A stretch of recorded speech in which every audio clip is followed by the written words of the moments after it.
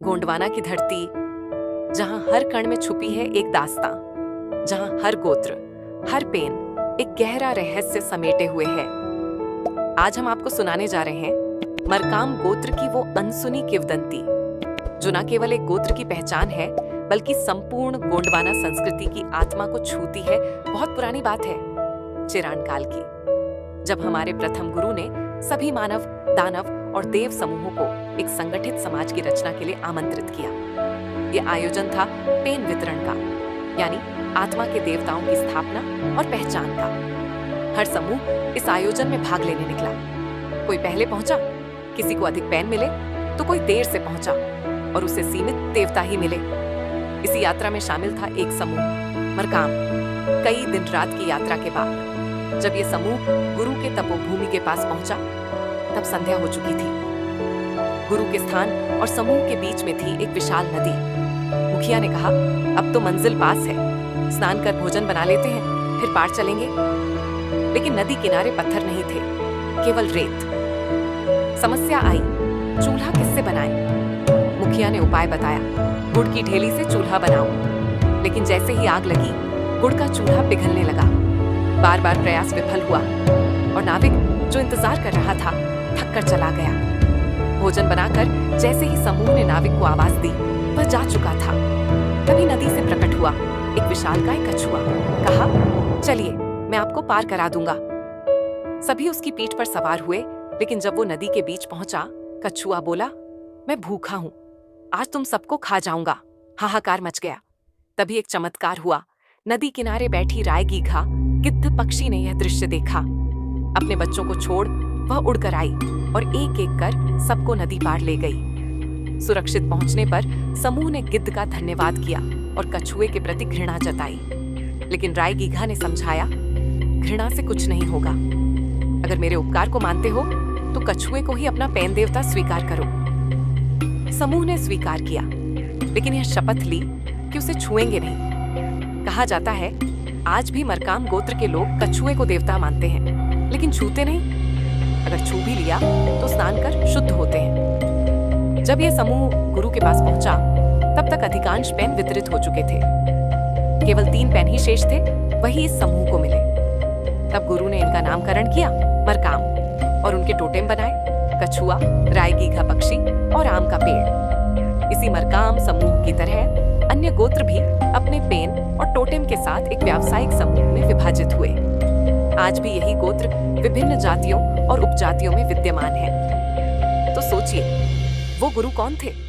कहीं वे पहांदी पारी कुपार लिंगो तो नहीं? क्या यह पूरी व्यवस्था, पेन, गोत्र, टोटेम उन्हीं की देन थी? यह शोध का विषय है। लेकिन एक बात निश्चित है, हर गोत्र की अपनी कथा है, अपनी आत्मा है। इसीलिए बुजुर्गों की बातों को सुनिए, संजोइए और गोंडवाना की अमूल्य विरासत को दुनिया के सामने लाइए।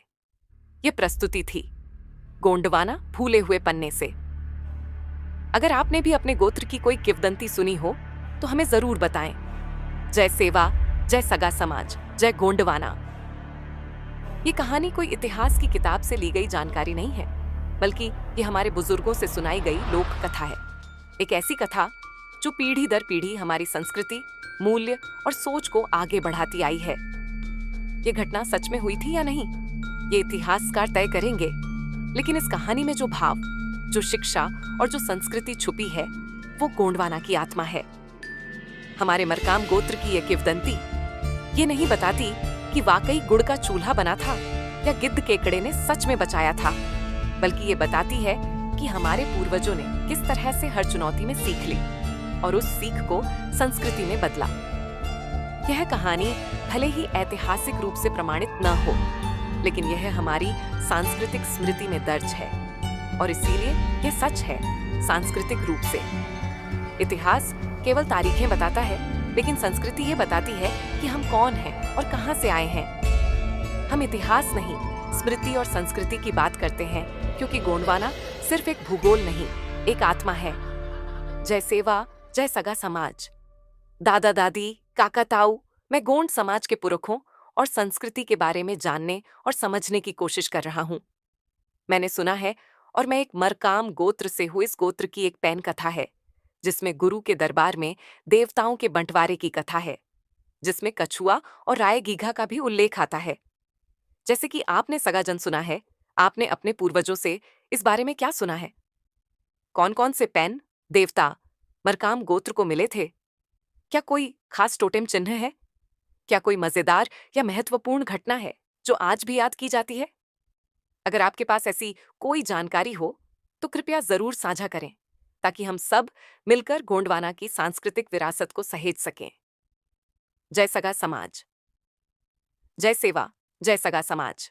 हम आदिवासी समाज के लोग एक बहुत ही समृद्ध संस्कृति के वाहक हैं। हमारी पहचान, हमारी जड़ें, हमारे गोत्र और हमारे पेन देव, ये सब हमारी विरासत के अभिन्न अंग हैं। आज भी हमारे बुजुर्गों के पास ऐसे कई रहस्य, किस्से, कहानियां और पेन कथा हैं जो हर गोत्र की अलग अलग पहचान को दर्शाते हैं।